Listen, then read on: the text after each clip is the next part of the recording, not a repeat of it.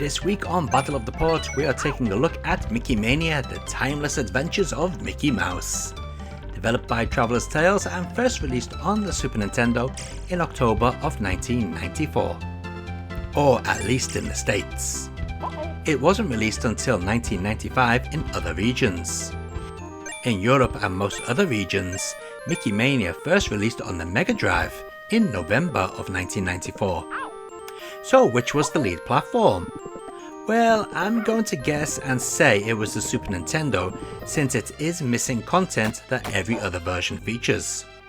So as you can see, Mickey Mania is a platformer starring Mickey Mouse as he visits various locations based on his past cartoons, ranging from his 1928 debut in Steamboat Willie to the more recent 1990 The Prince and the Pauper. Mickey can attack enemies by either jumping on them or by using a limited supply of marbles, which are collected throughout the level. Mickey can take up to 5 hits, represented by the fingers he holds up on his hand, which can be replenished by collecting stars, whilst extra lives can be gained by finding Mickey hats. Most stages are standard side-scrolling affairs, but there are a few very cool looking 3D areas, such as the Moose Chase and the Flaming Staircase. Earlier I mentioned that the Super Nintendo version is missing content. That content comes in the shape of the band concert stage, the staircase sequence in the Mad Doctor's level, a few special effects, some of Pluto's appearances, and some level ending sequences. But the Super Nintendo game does add something too. Loading! Yep, this game needs to load, or more likely decrunch data before each stage.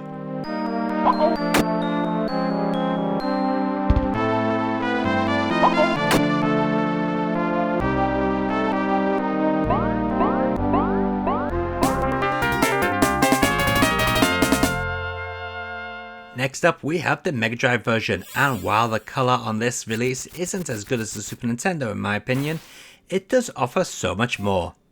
Not only does it contain all that was missing from the Super Nintendo, but we also lose the loading screens. Blast processing, man, that's what it's all about. As for how it plays, well, actually, much better than the Super Nintendo version. On the Mega Drive, Mickey feels much more fluid and has a much tighter hitbox, meaning there's no more death for just standing next to something. I think the sound on the Mega Drive port is also much better with more speech, beefier music and better sound effects in many areas. This version of the game definitely came after the Super Nintendo. It's just so much more polished.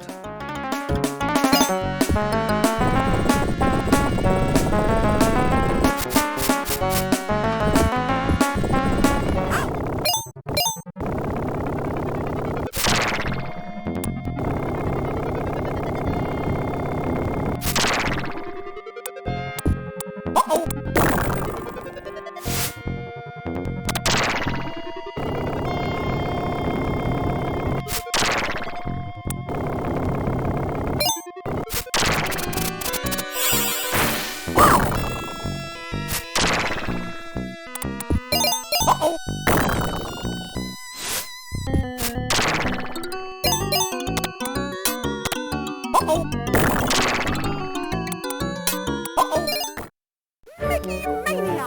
The timeless adventures of me, Mickey Mouse! Mickey Mania also got a release on the Mega CD, and surprisingly, it isn't just a direct port of the Mega Drive game with some CD audio slapped on. This port could be described as the deluxe version of the Mega Drive game. It features an extended ending to the Mad Doctor level and adds a sequence near the end of the Prince and Pauper level wherein Mickey must find pencils to call upon other Mickeys from the 6 main levels to attack Pete. Also, Mickey was given extensive dialogue relevant to situations throughout the game. This port also adds a hidden area near the end of the first level.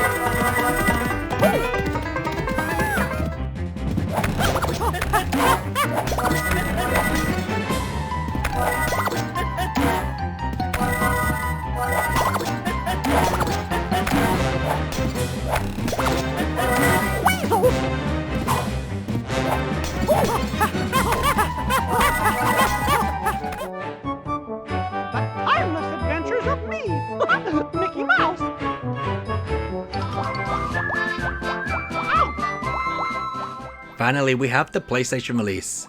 This features all the levels found within the Mega CD, plus adds a few more, such as in the Mad Doctor level, crates occasionally come from behind which Mickey has to dodge. There's also a sequence at the end of the Mickey and the Beanstalk level where Mickey must run away from Willy the Giant. Most of the graphics are also enhanced, including all sprites which have been redrawn, and the staircase sequence being rendered in 3D. But is it better to play than the Mega CD game? Nope. I find this version to be very sluggish to play and all round much worse handling. Probably the worst version if we're being truthfully honest here.